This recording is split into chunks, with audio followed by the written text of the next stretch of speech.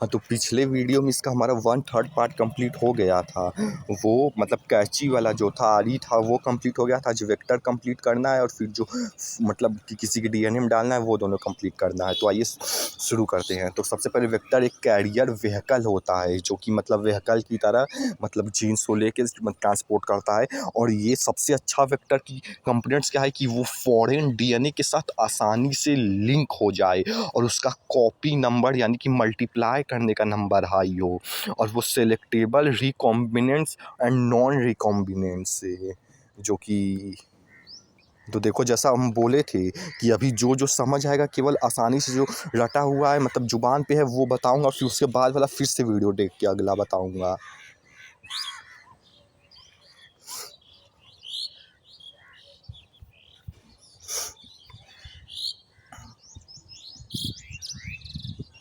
तो सबसे पहले अब तो ये देखो कि क्या है। देखो ये तो मतलब कि एक वेक्टर है जिसमें ये ओ आर आई है और ओ आर आई से ही फॉरेन डीएनए आके लिंक होगा।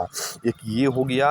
और जो ये बाकी सब देख रहे हैं पूसल पूसल इकोलाई इकोलाई ये सब क्या है, ये सब एंजाइम है और इस पे क्लोनिंग साइट्स प्रेजेंट है। ये क्लोनिंग साइट्स वाला थोड़ा कंफ्यूजिंग है। इसमें क्लोनिंग साइट्स प्रेजेंट है लेकिन एक चीज़ उसमें जो है जो कि नहीं प्रेजेंट, जो कि कहीं इधर उधर साथ रहेगा। लेकिन ये समझो कि एंजाइम है और जिस पे क्लोनिंग साइट्स भी प्रेजेंट है लेकिन वो एंजाइम है। और ये हो गया। और अगली चीज़ है कि ये एएमपी रेजिस्टेंट है, ये लेक्ट रेजिस्टेंस है। तो इसमें से मतलब कुछ आगे घुसाते हैं जिसकी वजह से रेजिस्टेंस है, क्योंकि इसलिए इसे कोई भी इफेक्ट नहीं पड़ेगा। और फिर मान लो यहाँ पे मतलब कि डीएनए लगाते हैं कि यहाँ पे पता नहीं क्या लगाते हैं जिसकी वजह से इंसर्शनल इनएक्टिवेशन हो जाता है, फिर जिससे कि अब ये रेजिस्टेंस था तो अब से ये हट जाएगा और सेंसिटिव बन जाएगा। तो अब फॉरेन डीएनए को घुसाओगे तो अब ये मतलब नहीं लड़ पाएगा, ये कमज़ोर हो गया। और जो जिसमें से कि पीबीआर T20 वेक्टर का नाम है, जिसमें से पी का मतलब है प्लाज्मिड और ये बीआर का मतलब है साथ से जहाँ बना रहेगा। ये आर्टिफिशियली लैब में क्रिएट होता है और कुछ तो बताने लायक नहीं दिख रहा है लेकिन अब आगे आते हैं। तो जैसे कि मतलब एक अब डीएनए अब उसमें वेक्टर से डालना है इसमें, तो मान लो वेक्टर अब पीबीआर T20 ले लिए वही जो बताए थे। अब देखो ये जो था इसका 3 केस हो सकता है, जैसे कि बोले थे रिकॉम्बिनेंट एंड नॉन रिकॉम्बिनेंट, इसका 30 केस होता है। एक तो पहला कि मतलब फॉरेन डीएनए मतलब कि वेक्टर में आए ही ना, पहला केस ये। और दूसरा ये कि ये दूसरे केस में होगा कि मतलब ये रेजिस्टेंस वाला है, अभी वो सेंसिटिव नहीं हुआ, इंसर्शनल एक्टिवेशन नहीं हुआ है तो अभी मतलब रेजिस्टेंस वाला है। दूसरा ये और तीसरा ये कि अब सेंसिटिव वाला है, अब उसमें इंसर्शनल एक्टिवेशन हो गया, सेंसिटिव वाला है। और इसमें प्रॉपर वेक्टर गया है और इसमें रिकॉम्बिनेंट गया है। अब तो देखो अब इसमें क्या क्या होगा। अब देखो सबसे पहले एम्फिलियन रेजिस्टेंस, यानी कि एम्फिलियन रेजिस्टेंस कौन कौन सा है। देखो पहला वाला तो मतलब आया ही नहीं इसलिए तो ये तो कट गया, इसमें भी कट जाएगा। और जो है दूसरे वाले में तो दोनों लगा है तो एम्फिलियन रेजिस्टेंस बना है तो वो भी लगेगा। तीसरे वाले में एम्फिलियन रेजिस्टेंस तो लगा ही है इसलिए टिक हो जाएगा, भले ही ये वाला नहीं लगा लेकिन यहाँ पे केवल एम्फिलियन रेजिस्टेंस पूछा है। और टेट्रासाइक्लिक रेजिस्टेंस ये तो पहले ही आउट हो गया है। और दूसरे वाले में भी दोनों है ही तो इसमें भी दोनों रहेगा, लेकिन इसमें अब टेट्रा रेजिस्टेंस नहीं सेंसिटिव बन गया है तो वही क्रॉस हो जाएगा। लेकिन इसमें मतलब कुछ करते हैं क्योंकि हमें टेस्ट ये टिक वाला चाहिए था तो कुछ करते हैं तो जिससे कि वो मतलब वो हो जाता है। अब क्या पढ़ते हैं वो नहीं पता, बाद में बताऊँ। अब देखो ये 2 स्टेप प्रोसेस हो गया, लंबा प्रोसेस हो गया। हमें तो शॉर्ट चाहिए तो शॉर्ट के लिए PUC8 लाओ। यहाँ पे देखो जैसे कि इसमें जैसे वो सब एंजाइम्स एक ही साइट में इधर वाले में ही प्रेजेंट है, ये सारा एंजाइम। और ये एम्पी रेजिस्टेंस है। और ये इस वाले को टेट्रासाइक्लिक सेंसिटिव के जगह शायद इसका लैक्जेट जिन नाम है, क्या पता नहीं क्या है। और इसमें जो है इसमें देखो साथ से लैक्जेट जीन जो है वो बीजी आल्सोटिडास जो भी लिखा है वो शायद से ऐसा कुछ, ये समझ नहीं रहा है बाद में बताऊंगा, लेकिन थोड़ा बहुत जो आता है बता देता हूँ कि ये शायद से ये कुछ बनाता है और फिर उससे ये एक्सगाल चेक होता है। और एक्सगाल चेक होता है तो रिजल्ट में अगर ब्लू आता है तो मतलब कि ये इसने बनाया है शायद लैक्जेट जीन। और वहीं पे अगर यहाँ पे फॉरेन डीएनए लगाओगे, एलियन डीएनए लगाओगे तो इंसर्शनल इनएक्टिवेशन हो गया। तो अब जो बीटा एग्लूसिडेस है तो वो अब एक्सगाल चेक करेगा, तो अब क्योंकि वो मतलब अब इनएक्टिवेशन हो गया है तो अब वाइट कलर देगा, ब्लू वाला नहीं, मतलब कि अब नहीं बना पाएगा, तो इसलिए वाइट कलर ऐसा कुछ आएगा क्या। तो ये हो गया। और एक क्लोनिंग साइट के लिए एक ही एंजाइम प्रेजेंट होता है। क्यों? एक क्लोनिंग साइट के लिए केवल एक ही एंजाइम होगा। मान लो अगर ये 2 एंजाइम हुआ, यहाँ पे भी एंजाइम हुआ तो यहाँ पे भी, तो कैंची दोनों जगह कट लगा देगी, तो यही गड़बड़ हो जाएगा। इसीलिए एक क्लोनिंग साइट के लिए केवल एक ही एंजाइम होता है। तो अब कुछ और वेक्टर्स की बात कर लिया जाए, जैसे कि ये हो गया प्लाज्मिड, मेजर यूज, पियूसिएट, बैक्टीरियोफेज एट्सेट्रा। ये सब यूज होता है बैक्टीरिया के केस में, ये सब यूज होता है बैक्टीरिया में। और अगर प्लांट के लिए बात की जाए तो मान लो ये एक है, मान लो ये एक पौधा है और इसमें मान लो ये एक मतलब दूसरा है जिसके डीएनए में ट्यूमर इंड्यूसिंग प्लाज्मिक वाला, ये तो ये वाला डीएनए लगाया है जो इस प्लांट्स को हार्म करेगा। इसीलिए अब इसको सिंपली मतलब किसी से कैंची से काट के निकाल देंगे और फिर उसकी जगह कोई अच्छा वाला लगा देंगे और फिर इसको दे देंगे, क्योंकि इसको ये वाला न्यूट्रिएंट्स भी चाहिए ओरिजिनल। तो ऐसे मतलब कुछ करके जो है मतलब इसको सबसे पहले ये काट दोगे तो वो डिसार्म हो जाएगा, वो गंदा वाला ट्यूमर वाला काट दोगे तो, और फिर डिजायर्ड जीन लगा के इसमें भेज दो, हो गया। तो और होस्ट एनिमल्स में रेट्रोवायरस और सटर वेक्टर, यानी कि एनिमल्स में ये वाला यूज होता है, प्लांट में ये और बैक्टीरिया में ये। और देखो प्रोसेस ऑफ रिकॉम्बिनेंट टेक्नोलॉजी, सबसे पहले तो डीएनए को बाहर निकालेंगे। मान लो इधर से है दूसरे के जीन से डीएनए को बाहर निकालेंगे और उसके बाद जो है उस डीएनए को कट लगाएंगे बाई आरीज, मतलब वही जो था कैंची काटता है। और उसके बाद वो दिखेगा थोड़ी इतना छोटा रहता है डीएनए, इसीलिए उसको हम एक सेपरेट करेंगे, एक मतलब वो आएगा ABC, हम उससे सेपरेट करेंगे उसको, और जिससे कि बी वाला हमारा सेपरेट होगा, ऐसा कुछ क्या। हाँ ऐसा है कि देखो इसमें मतलब कि काट तो दोगे लेकिन उठाओगे कैसे। मान लो यहाँ पे काट भी दिए, अलग हो गया, ये बी अलग हो गया, मतलब जो जीन चाहिए था, लेकिन उसको अब उठाओगे कैसे। तो उसके लिए यही मतलब एक बाकेट में ऐसे ABC छन्नी वाले में ऐसे ऊपर नीचे कुछ होता है, वो वाला यूज होगा यहाँ पे। उसके बाद फिर PCR से एम्पलीफाई करेंगे, यानी कि मल्टीप्लाई करेंगे, शायद 1 से 1000 कुछ ऐसा, मतलब पता नहीं क्या ऐसे ही कुछ था। और डीएनए मतलब वो वाला छोड़ो, वो मल्टीप्लाई वाला नहीं से हो रहा है। और डीएनए वेक्टर से जोड़ देंगे, मतलब अब उसके बाद मतलब अगले प्रोसेस में ये जो डीएनए है इससे जोड़ना है, जिसके लिए मतलब कि एक तो इसमें मतलब कि एक बार गर्म तावे पे एक बार ठंडे तावे वाला पे रख के ऐसा कुछ करते हैं, तो जिससे कि इसमें छेद हो जाता है इसके मतलब मेम्ब्रेन्स में, तो फिर वो अंदर आ जाता है। और इसमें Ca2+ कैल्शियम वगैरह यूज़ करते हैं। बट गर्म तावे पर मतलब ठंडे पे रखते हैं तो वो छेद हो जाता है, वही वाला इसमें होता है। और उसके बाद वेक्टर डीएनए वेक्टर से जोड़ देंगे, पता नहीं, या पहले वेक्टर वगैरह से जोड़ते होंगे और फिर वेक्टर होस्ट में डालेंगे, शायद इसमें वो वाला प्रोसेस था जो अभी बता रहे थे। और एक सेल को मल्टीप्लाई करेंगे मेनी सेल्स में, इसमें मतलब टैंकर्स को, बायोरिएक्टर्स टैंकर्स को लाके एक को बहुत में मल्टीप्लाई करेंगे और इसमें इंग्रेडिएंट्स वगैरह डालेंगे ताकि सेल सर्वाइव कर जा पाए, उसके लिए फूड वगैरह मिल पाए। जिसके इसमें घुमाते हैं, कुछ चलाएंगे तो वो सारा न्यूट्रिएंट्स सेल्स के अंदर तक पहुंच जाएगा। और एक इस वाले में बबल वगैरह क्रिएट होता है जिसकी वजह से कुछ बढ़ जाता है, वो बायोरिएक्टर से मल्टीप्लाई करेंगे। उसके बाद फिर प्योरीफाई और एक्सट्रैक्ट करेंगे मतलब फर्टिलाइजर्स वगैरह से, फिर जाके मार्केट में भेज देंगे। और इसके लिए मतलब जो सामान चाहिए होता है वो इसकी एक अलग मार्केट होती है, वहाँ पे मिलती है। देखो अब यही पहला हो गया, दूसरा हो गया, तीसरा वाला हो गया, यही सब प्रोसेस चौथा था। अब यही लाइन से बताएंगे। देखो सबसे पहले तो जब जैसा बोले थे कि एलियन पीस वाले में से एलियन कुछ बोला, मतलब एक इधर का होता है और फिर एक वेक्टर आता है और फिर डीएनए में डालते हैं। सबसे पहले यहाँ से जो है डीएनए निकालना है, तो डीएनए निकालने के लिए वेक्टर में से सबसे पहले उसके हम प्लाज्मा मेम्ब्रेन्स को पोलेंगे, फिर न्यूक्लियस मेम्ब्रेन्स को तोड़ेंगे, मतलब जीन्स के अलावा सारी ही चीज़ तोड़ेंगे तभी तो जाके वो जीन मिलेगा। तो वही है, तो सारी चीज़ जो तोड़ेगी। अगर बैक्टीरिया है तो लाइसोसोम यूज होगा, फंगाई है तो चिटिन मतलब ये तोड़ने वाला यूज होगा, प्लांट सेल है तो सेलुलोस यूज होगा तोड़ने वाला, और एनिमल में आरएनए को तोड़ने के लिए आरएनएज, प्रोटीन को प्रोटीनेज, लिपिड को लिपिड, बस मतलब कि बस डीएनएस के अलावा सारी चीज़ तोड़ देंगे ताकि केवल शायद से डीएनए बचे। और फिर ऐसे डीएनए निकाल लिए पहले प्रोसेस में, अब अगले प्रोसेस में उस डीएनए जो निकाले, हम यहाँ से डीएनए निकाल लिए,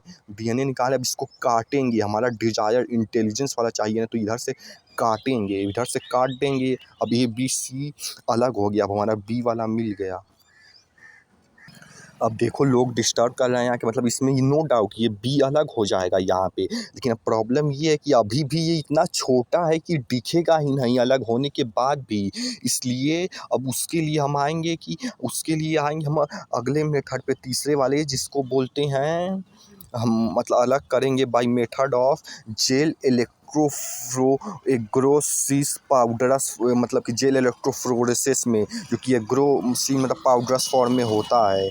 तो उसके लिए हम अभी आते हैं इस मेथड। देखो सबसे पहले तो एक जेल का मीडियम लेंगे जो कि एक ग्रोस मीडियम होगा। ग्रोस कहने का मतलब कि छन्नी टाइप का होगा, इसीलिए इसके छन्नी देखो छन्नी टाइप का, इसीलिए ये ABC या कि इसमें से छन के अलग होगा। और सबसे पहले ये पाउडरस फॉर्म में रहेगा, लेकिन जैसे ही मीडियम डालोगे तो ये पाउडरस फॉर्म लिक्विड हो जाएगा, ऐसा कुछ क्या। तो ये हो गया। अब आगे आते हैं कि मतलब फिर से जैसा कि ये मतलब कुछ लिए होंगे, और जिसमें कि मान लो अपना सबसे पहले A हो गया, फिर B और C जो डीएनए काटे हैं यहाँ से डालेंगे, और यहाँ पे अनडाइजेस्टेड डीएनए है, ऐसा कुछ मतलब एक और था वो वाला याद नहीं आ रहा, एक अनडाइजेस्टेड डीएनए वगैरह। अब देखो क्या होगा, इधर से कैथोड चिपकाएंगे, इधर से एनोड चिपकाएंगे, इधर पॉजिटिव इधर निगेटिव।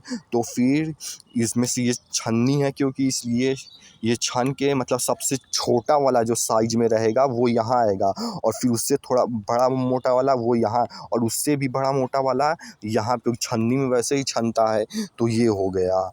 तो जिससे कि अब हमारा देखो बी वाला चाहिए था, जो हमारी प्रॉब्लम सॉल्व हो गई यहाँ पे देख। और इसमें जितना स्मॉलर साइज होगा वो उतना नीचे आएगा, इस तरीके से ये सेपरेशन होता है स्मॉलर साइज के अकॉर्डिंग।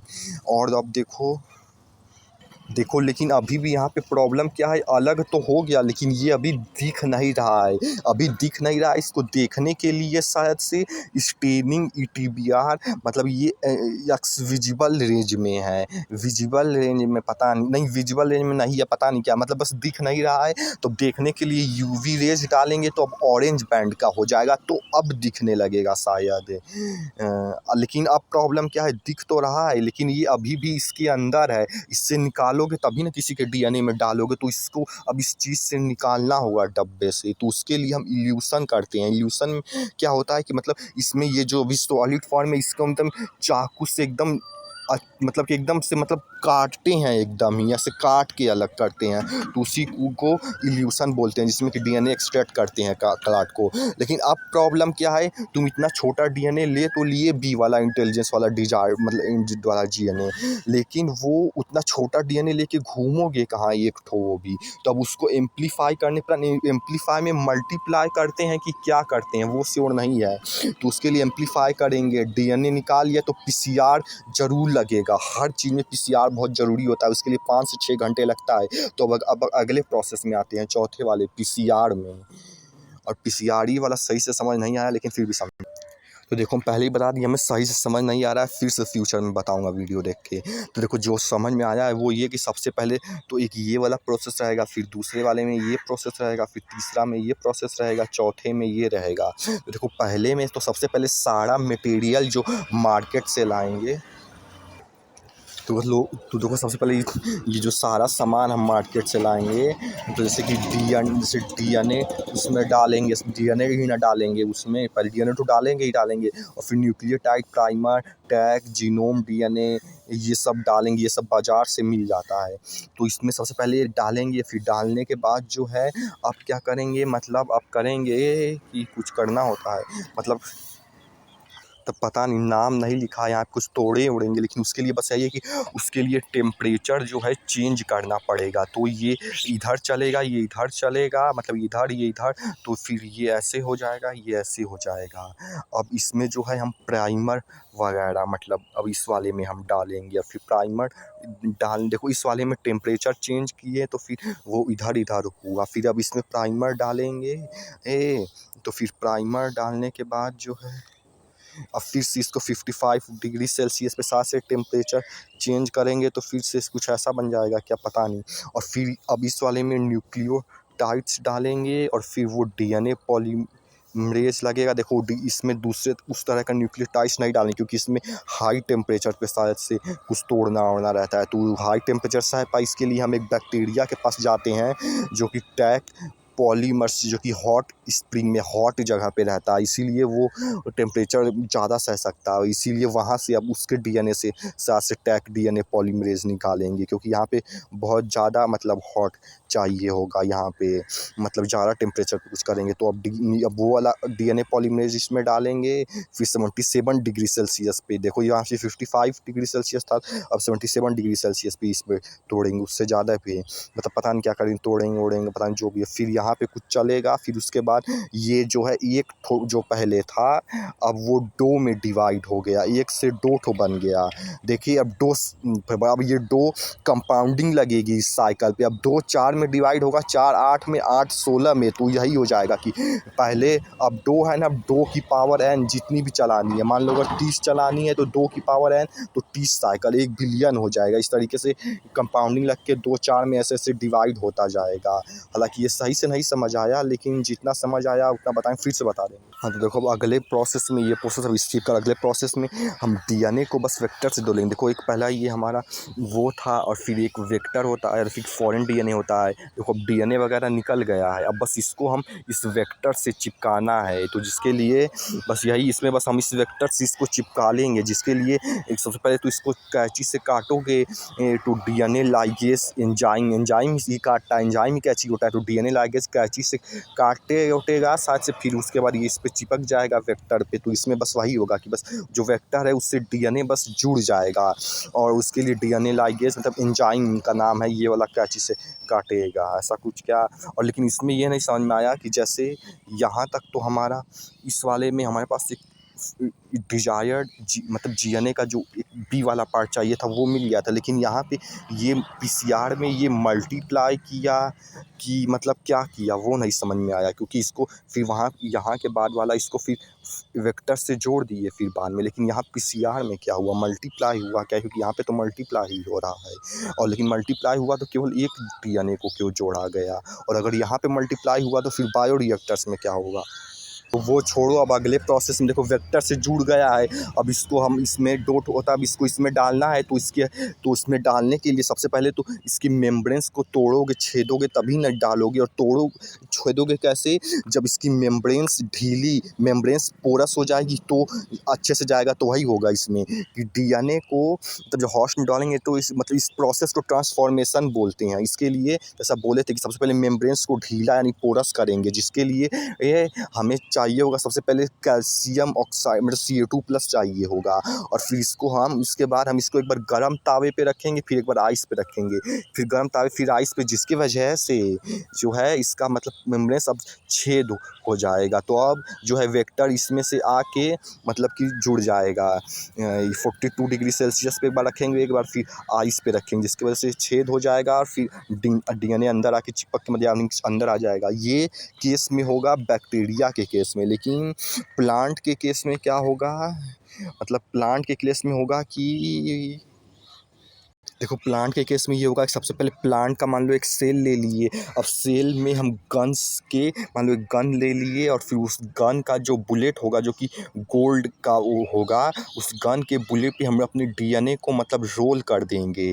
तो फिर अब फायर करेंगे तो ये गोली जाके DNA के अंदर घुस जाएगी, और फिर DNA के अंदर घुस जाएगी तो हमारा DNA मतलब वेक्टर के अंदर मतलब कि हमारे उसके अंदर चला गया जो था उसके अंदर। तो अब ऐसे जाएगा इसमें। और एनिमल वाले में क्या है कि उसके अंदर हम एनिमल वाले में मतलब हम इंजेक्शन से उस डीएनए उस न्यूक्लियस के अंदर छेद मार के डीएनए में हम मतलब कि उस न्यूक्लियस में हम अपने डीएनए को इस तरीके से इंजेक्शन के थ्रू घुसाएंगे। ये एनिमल का हो गया था और ये प्लांट का हो गया था।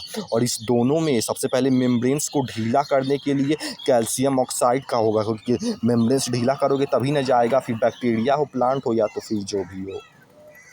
अब देखो, अब ये मतलब कि सारा प्रोसेस हो गया, इसके में से दूसरे के में से डीएनए निकल भी गया, वेक्टर में जाके जुड़ भी गया, अब दूसरे के अंदर भी चला गया इंजेक्शन, ये गन वगैरह से गया ना, ये इसके अंदर भी चला गया हमारा डिजायर जीन इंटेलिजेंस वाला। लेकिन अब प्रॉब्लम ये है कि अब इसको मार्केट में सप्लाई करना है तो एक तो करोगे नहीं, अब बहुत सारा होगा तभी ना मार्केट में सप्लाई करोगे, क्योंकि बनाया ही इसीलिए गया है। तो उसके लिए हम मल्टीप्लाई करेंगे, जिसके लिए बायो रिएक्टर्स सातवें प्रोसेस में अब आते हैं। जिसके लिए एक सेल को मल्टीप्लाई करेंगे मिलियंस, इसके लिए बायो रिएक्टर्स में डालेंगे। और बायो रिएक्टर्स के अंदर विटामिन्स होगा, ऑक्सीजन होगा, सॉल्ट्स होगा, सबस्ट्रेट होगा।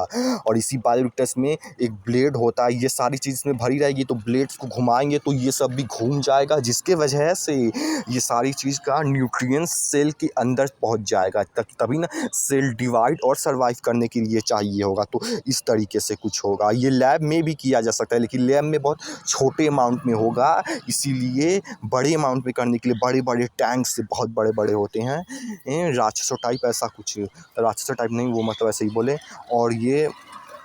और लैब में ये भी प्रॉब्लम होती है कि उसमें सफाई, टेम्परेचर, प्रेशर भी उतना नहीं पाएगा। एक तो ये बायो रिएक्टर्स था, देखो बायो रिएक्टर्स दो हो गया, एक ये था और एक दूसरा ये है। इसमें तो यहाँ पे पूरे जगह ब्लेड लगा रहता है तो घूमता है, इसमें बस आखिर में रहता है, अब ये गोल गोल गोल गोल घूमता है। और ऊपर से इसमें मतलब ऑक्सीजन के बबल्स क्रिएट हो पाएँ वैसा कुछ इसमें कुछ होता है। बबल्स के लिए सरफेस एरिया बढ़ा देता है, फिर जिससे कि ऐसा कुछ होता है इसमें। देखो, एक तो होता है क्लोज सिस्टम, शायद कि इधर से भी क्लोज, इधर से, इसलिए जब तक पूरा प्रोसेस नहीं होगा तब तक नहीं निकाल पाओगे। लेकिन एक होता है ओपन सिस्टम कि ऊपर से रॉ मटेरियल्स डालते रहो और नीचे से निकालते जाओ, ये होता है ओपन सिस्टम। एक तरफ ओपन होता है, उधर से बन के निकलता रहेगा। इसमें अब आता है, देखो अब मल्टीप्लाई भी हो गया, यहाँ पे एक का बहुत सारा बन गया। देखो यहाँ पे शायद से पूरा वेक्टर मल्टीप्लाई होता है, जो मतलब वेक्टर नहीं मतलब कि मतलब जैसे कि एक वेक्टर होता है कि दूसरे का डीएनए, यानी कि ये पूरा ही शायद से यहाँ पे मल्टीप्लाई होता है, ये पूरा मल्टीप्लाई होता है। और इस वाले में पीसीआर वाले में शायद केवल वो डिजायर्ड इंटेलिजेंस वाला डीएनए मल्टीप्लाई होके बहुत बनता है। और फिर बहुत से अलग अलग वेक्टर बनाते होंगे, मतलब वेक्टर नहीं मतलब दूसरे में डालते होंगे, और फिर इसमें से भी एक को जब इसमें डालते हैं तो इसमें से अब इसमें से ये मल्टीप्लाई होगा। कहने का मतलब यहाँ पे साथ केवल वो जीन्स डिजायर्ड वाला मल्टीप्लाई होता है, और यहाँ पे वो मतलब कि पूरा वही मल्टीप्लाई होता है। अब अगर आता है कि बस मतलब मल्टीप्लाई हो गया, अब इसको मतलब साफ़ सुथरा बनाना है, प्योरीफाई करना है ताकि गोरा दिख सके। इसलिए प्योरीफाई मतलब साफ़ सुथरा करना है ताकि मतलब मर सके बैक्टीरिया वक्टीरिया का, ऐसा कुछ प्योरीफाई और एक्सट्रैक्ट करना है, ये इंपॉर्टेंट है। प्योरीफाई करेंगे और एक्सट्रैक्ट करेंगे नहीं, ये इंपॉर्टेंट नहीं। सप्रेशन एंड प्योरीफिकेशन करना है, ये लाइन इंपॉर्टेंट है। जिसके लिए प्रिजर्वेटिव्स डालेंगे, जिससे कि क्वालिटी कंट्रोल, प्रिजर्वेटिव्स डालेंगे और फिर मतलब साफ़ हो जाएगा, फिर मार्केट में बेच देंगे। टेस्टिंग वगैरह भी कुछ क्वालिटी नहीं, नहीं, फिर से देखो सबसे पहले इसमें हम ये इसलिए कर रहे हैं क्योंकि हमें जैसे ये पूरा हो गया तो ऊपर का हमें मेम्ब्रेन्स नहीं चाहिए, कार्बोहाइड्रेट फैट इसके अंदर का नहीं चाहिए, हमें इसके अंदर का मेम्ब्रेन्स वगैरह वो सब नहीं चाहिए, हमें केवल इसके अंदर का प्रोटीन चाहिए, क्योंकि वो इंपॉर्टेंट होता है। इसलिए हम ये सब कर रहे हैं। पहला इसलिए कर रहे हैं क्योंकि प्रोटीन चाहिए, दूसरा क्योंकि ताकि प्योरीफाई कर सकें, इसलिए कर रहे हैं। तो इसके लिए सेपरेशन एंड प्योरीफिकेशन होगा, प्रिजर्वेटिव्स डालेंगे और फिर क्वालिटी कंट्रोल उसकी टेस्टिंग करेंगे कि मतलब कि प्योरीफाई हुआ कि नहीं, प्रोटीन मतलब केवल मिला कि नहीं, फिर उसके बाद मार्केट में बेचेंगे। ये प्रोटीन वाला पार्ट भी था कि हमें पूरी चीज़ कार्बोहाइड्रेट इसकी मेम्ब्रेन्स नहीं चाहिए, केवल प्रोटीन चाहिए, इसलिए भी।